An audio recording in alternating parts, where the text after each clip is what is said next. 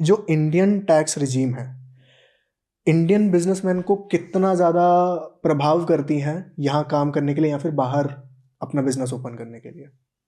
देखिए, इंडिया की overall tax regime जो है वो थोड़ी डेट्रीमेंटल ही है, मतलब दो काफ़ी इंप्रूवमेंट्स हुए हैं, बट बहुत टाइम जा रहा है उसमें इंप्रूवमेंट होने में।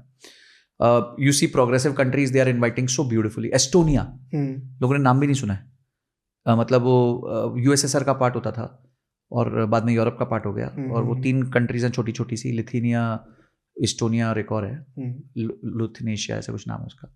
एस्टोनिया से इतनी सी टिड्डी सी कंट्री है, ठीक है, और वो इतना अट्रैक्ट करती है ग्लोबल टैलेंट को स्टार्टअप्स बनाने के लिए, बिकॉज वो टैक्स ही नहीं करती। और वो टैक्स का तब करेगी जब आप पैसा बाहर लेके जाओगे, जब तक आप पैसा अंदर रख रहे हो तब तक कोई टैक्स नहीं करती। सिंगापुर है, दुबई है, they have become very tax friendly.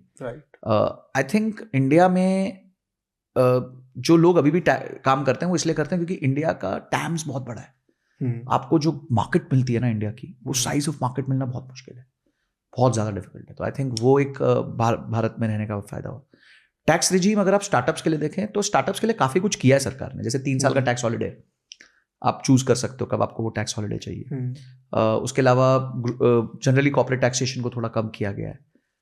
तो आई थिंक इतना बुरा नहीं है, but definitely a lot of room for improvement, lot of room for improvement. मतलब मुझे ऐसा लगता है कि सरकार को री इन्वेस्टमेंट पे टैक्सेशन नहीं लगाना चाहिए। अगर कोई फाउंडर अपना पैसा री इन्वेस्ट कर रहा है बिजनेस में, तो उसको मेरे हिसाब से बहुत कम टैक्स लगना चाहिए, बहुत कम, मतलब 50% कंसेशन मिल जाना चाहिए टैक्स में।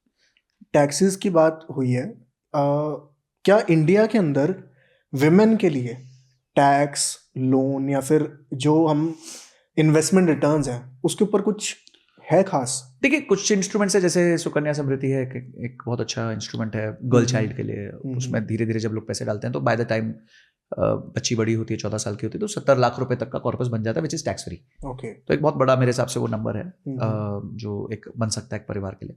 और दूसरा, मुझे लगता है कि इंटरेस्ट रेट्स में कहीं कहीं थोड़ी सी रियायत है, खासकर प्रॉपर्टी में स्टैम्प ड्यूटी रेट्स पे तो हर जगह ऑलमोस्ट फीमेल्स के लिए 1% थोड़ा सा कम ही रहता है। और फीमेल एंटरप्रेन्योर्स के लिए कुछ सेल्फ हेल्प ग्रुप्स हैं जो काफ़ी लोन प्रोवाइड करते हैं, कुछ बैंक्स है स्पेसिफिकली जो सिर्फ फीमेल सेल्फ हेल्प के लेवल पे लोन्स प्रोवाइड करती हैं।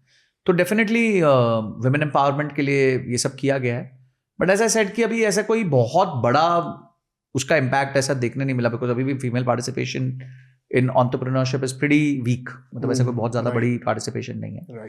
तो देखते हैं, धीरे धीरे उसका इम्पैक्ट आना चाहिए। ये है the best of the rich, जहां मिलेंगे आपको सारे unscripted conversations, unique ideas, inspirational stories, fun, controversies, emotion, drama, दुख, दर्द, पीड़ा, सब कुछ शॉर्ट फॉर्मेट में। So to fill your feed with the rich content, subscribe कीजिए The Rich Clips and share it with your friends also on WhatsApp groups and enjoy.